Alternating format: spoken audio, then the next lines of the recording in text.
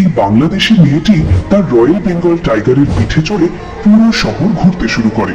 সেই রাস্তা দিয়ে ইন্ডিয়ার সুন্দরী মেয়ে তার বাঘের পিঠে করে যাচ্ছিল। বাংলাদেশের মেয়ের বাঘ দেখে সে ব্যঙ্গ করে হাসতে শুরু করে। তখন বাংলাদেশের মেয়ে এসে তাকে জিজ্ঞাসা করলো, তুমি হাসছো কেন? সে বলে, আমার তোর থেকে অনেক বড় এবং শক্তিশালী বাঘ।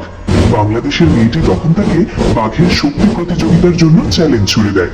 বাংলাদেশের মেয়ে বাড়িতে এসে তার রয়্যাল বেঙ্গল টাইগারকে মধু মেশানো মাংস, কাঁচা ডিম এবং হরিণের দুধ খাওয়াতে শুরু করে।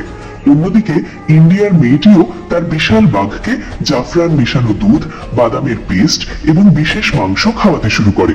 অবশেষে সেই প্রতিযোগিতার দিন আসে। দুটি বাঘ গর্জন করে শক্তি প্রদর্শন শুরু করে।